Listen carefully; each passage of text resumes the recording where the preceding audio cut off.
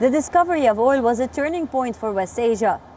Barren deserts gave way to mega cities, while liquid gold funded the region's rising power. But the UAE now wants to usher a new dawn in West Asia's oil age. Hello, and welcome to this week's West Asia Post. I am Ghadi Francis, and this is our weekly show where we bring you stories from the world's most volatile region.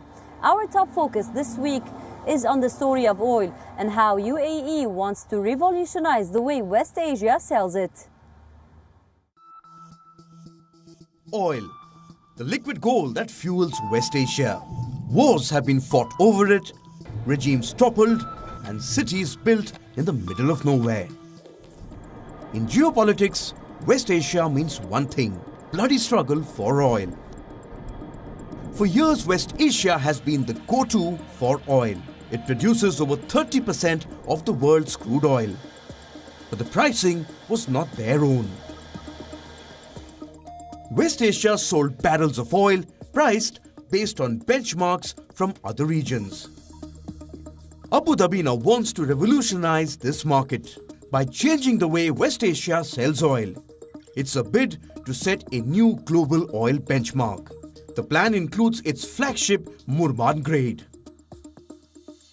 Murban makes up more than half of the UAE's total output and is pivotal to the new crude futures contract, one that the Emirate launched on March 29th. But what are oil futures contracts?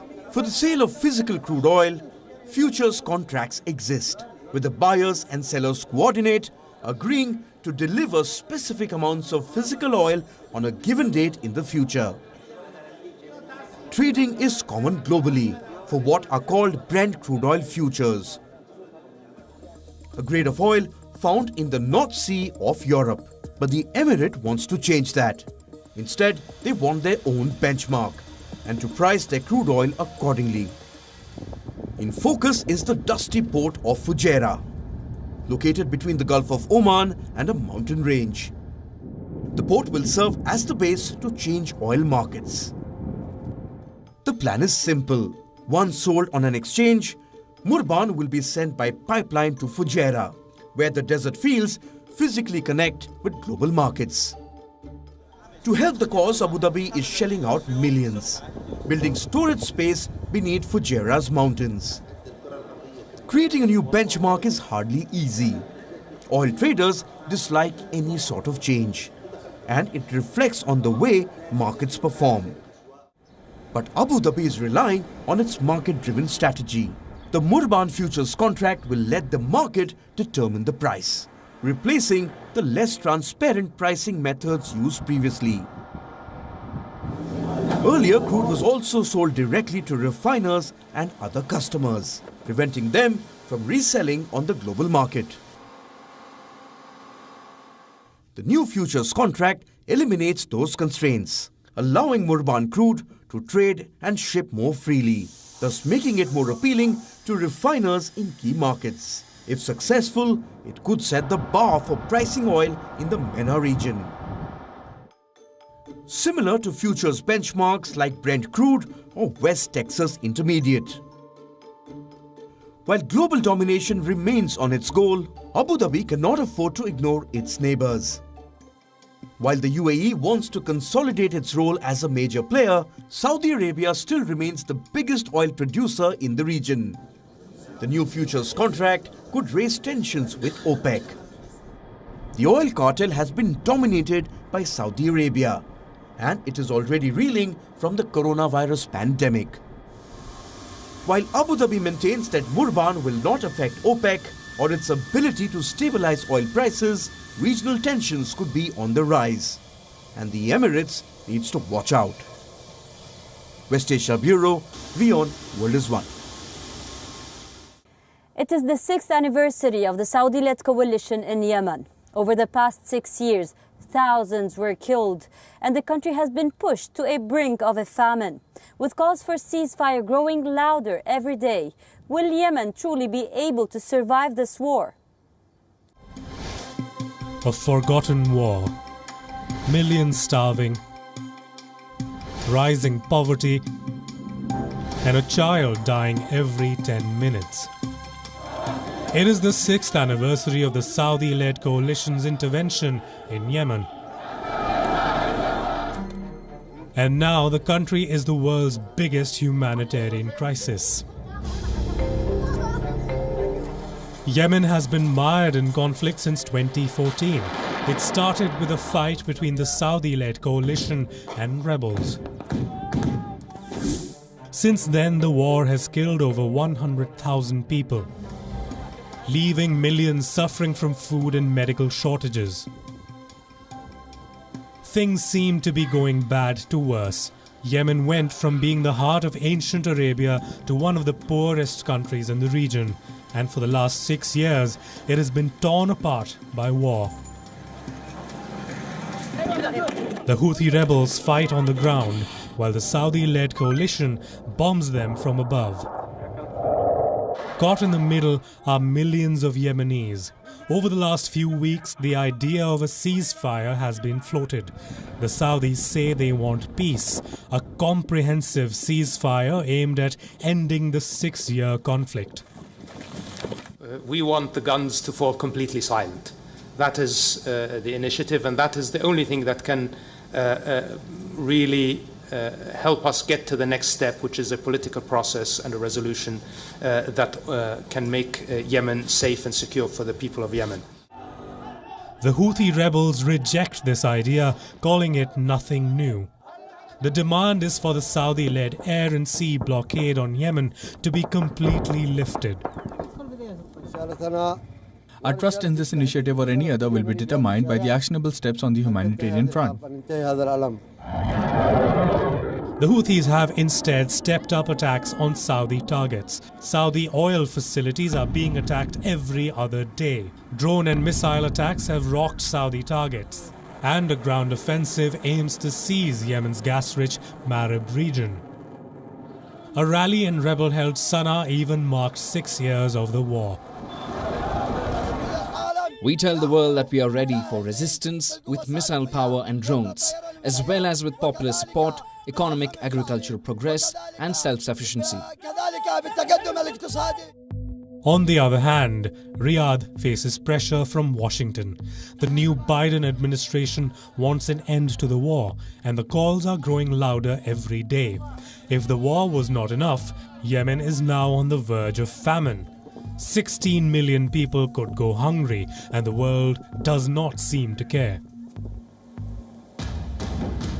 There is massive shortage of food and medicines, crucial aid is dwindling every minute, and child malnutrition rates are spiking. While the tipping point could just be weeks away, countries seem to have turned a blind eye, with 29 million people on the verge of starvation. Can the world really afford to forget about this war? West Asia Bureau, WION, World is One. Like always, we will continue to bring you all the latest updates from the heart of the conflict. Don't go anywhere, we have a lot more lined up for today. But first, as usual, let's take a look at what else is making headlines across West Asia. Iraqi Prime Minister Mustafa al-Kadhimi meets with Saudi Crown Prince Mohammed bin Salman in Riyadh. The visit was aimed at forging closer ties between the two nations, with Iraq calling for closer economic and security ties with the kingdom.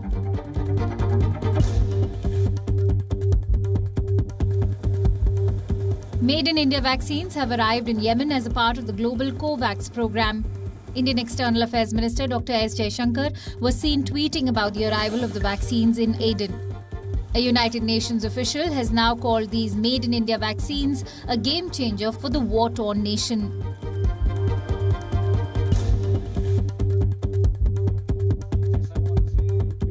The United Nations has raised $6.4 billion for Syria at the Brussels conference. International donors pledged the amount in humanitarian aid but fell short of a $10 billion goal. In addition to grants, international institutions and donors have also pledged $7 billion in loans.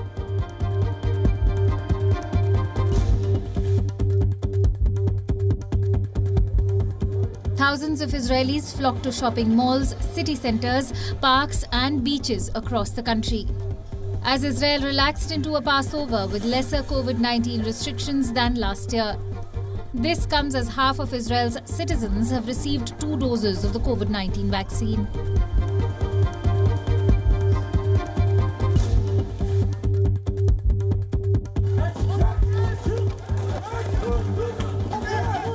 Turkish police detained dozens of students for protesting against the appointment of a rector to a top university by President Tayyip Erdogan. The protests at Bogazici University began in January and have spread throughout the country, leading to the detention of 600 people and some clashes with police.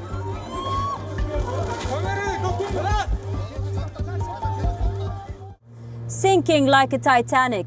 That is how the Lebanese parliament speaker described the situation in the country that I'm currently standing in.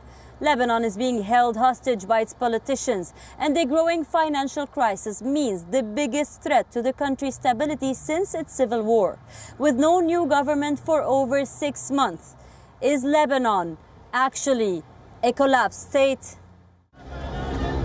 Crushed under a mountain of debt, decades of corruption and scandals, the demand for a new government and a financial meltdown like no other. Lebanon is facing its worst crisis since the civil war, and there seems to be no end in sight. Lebanon is currently going through a real monetary crisis that has led to a financial collapse. The money of the Lebanese was stolen. Scenes of shuttered businesses and establishments and protesters blocking roads are now commonplace. From the call for a transitional government to mothers denouncing the ruling class, Lebanon is marching with the same cry: the need for a government. We started a series of movements on March 12th under the slogan of secularism, decentralization and social justice, as the faith-based system has proven it a failure over all these years. Lebanon has been without a government for 7 months. Its last government resigned in the aftermath of the Beirut blast. And since then, politicians have not been able to agree on a new one. The top ruling brass are bickering over cabinet positions. As time runs out for the West Asian nation, even Lebanon's Hezbollah said that it was time for politicians to make concessions. Everyone must know that the country has run out of time and spirit. It is time to put all disagreements aside and to seriously deal with the crisis the country is facing.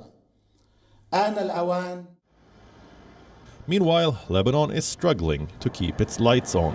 The parliament has approved for a loan of $200 million. This is to pay for power in the country. After a warning that cash had run out for electricity generation, many believe that in 2 months the country could be heading towards a blackout.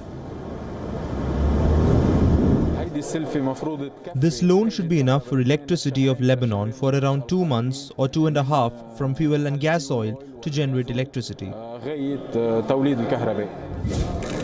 Sinking like the Titanic. That is what the parliament speaker called the situation in the country. An ominous warning before opening a session to approve emergency funds.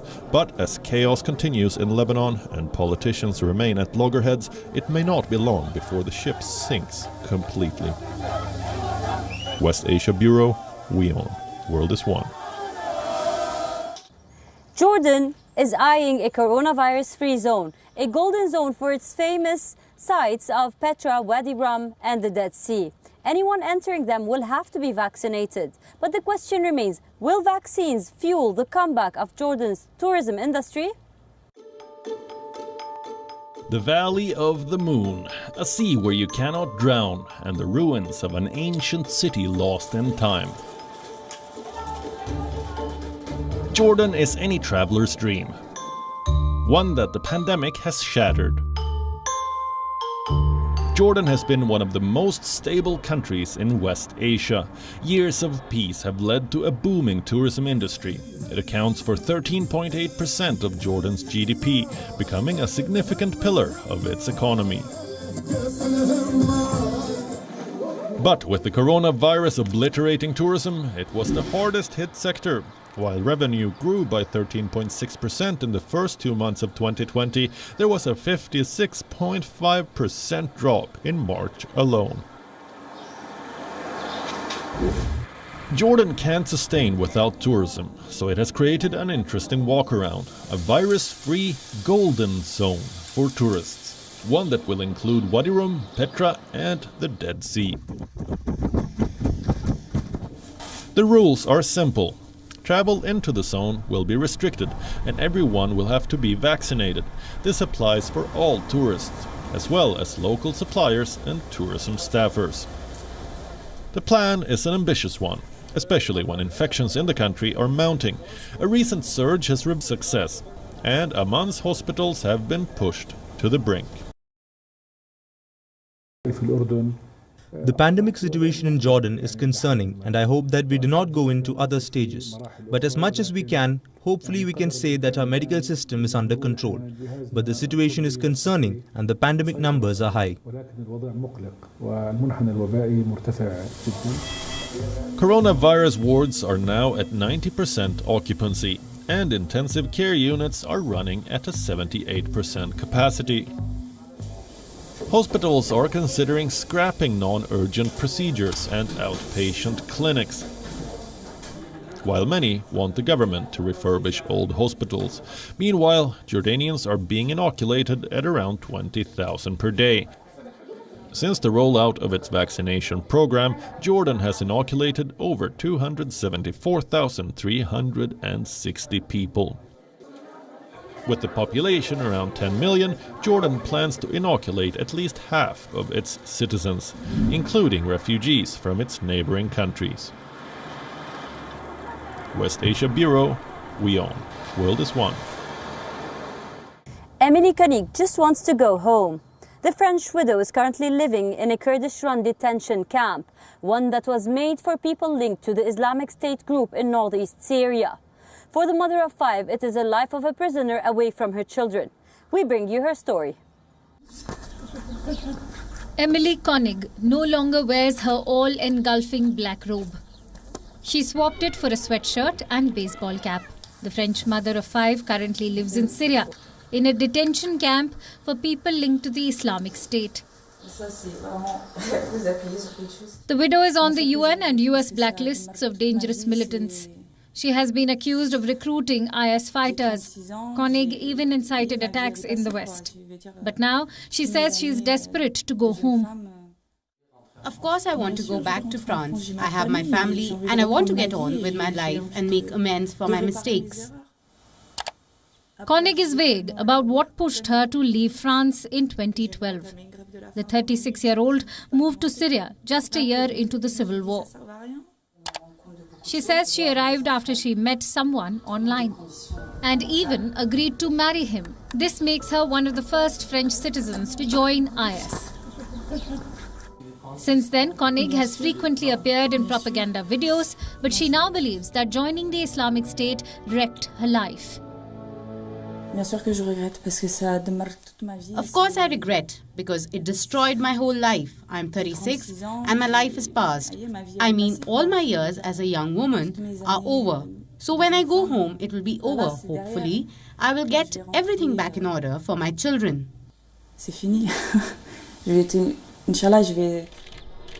Koenig lives in the Kurdish-run Roj camp in northeast Syria. The Kurds hold thousands of foreigners in their custody. 800 European families associated with the group currently live in Roj. It is one of the 2 Kurdish-run camps in Syria, housing foreign family members of suspected IS fighters. It is smaller and better guarded than its overcrowded counterpart Al-Hol, one that has been rocked by assassinations and breakout attempts recently. Of course not. It's not good. I'm a prisoner. I can't go out and I have no phone. I don't have my children and the living conditions here are difficult. I lost bits of my front teeth as well as from the back. I have problems with my hip and my knees.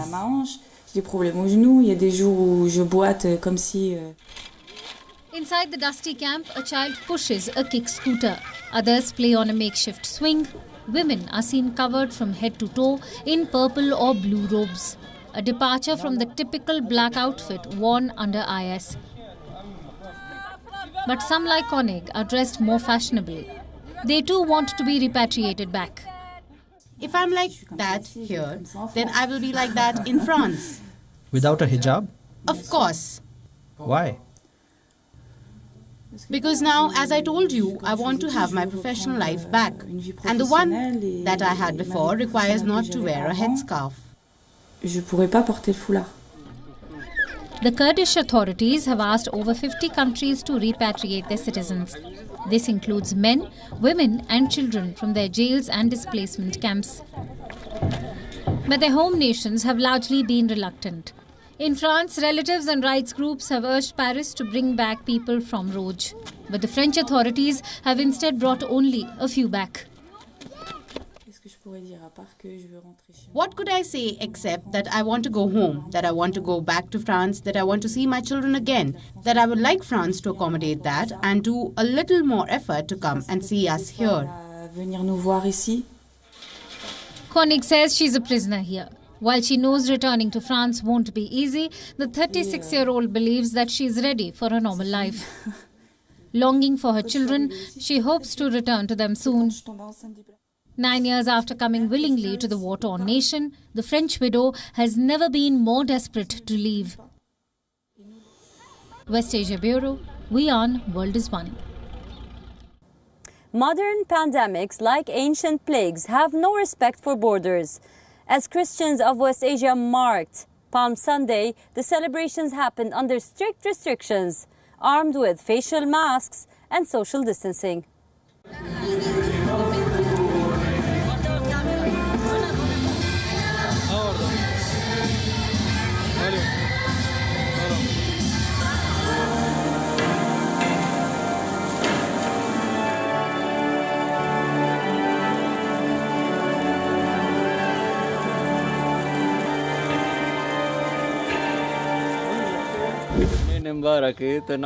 Happy Palm Sunday, hopefully with good health and in better conditions in the future. May God help us overcome this awful pandemic. Maybe our beautiful traditions will be back again.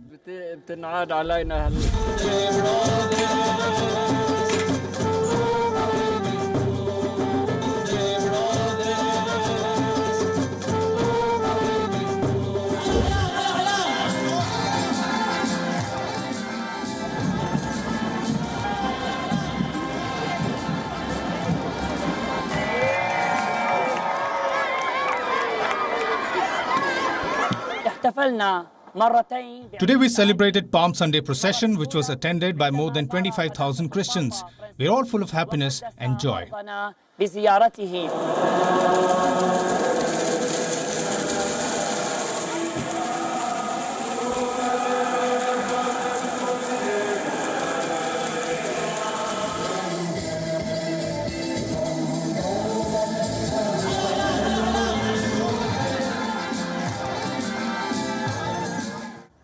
That's all we have for you on this episode of the West Asia Post. I will see you next week with a brand new lineup, bringing you more stories from the world's most volatile region. Until then, stay home and stay safe. I am Ghadi Francis, and you are watching WION World is One.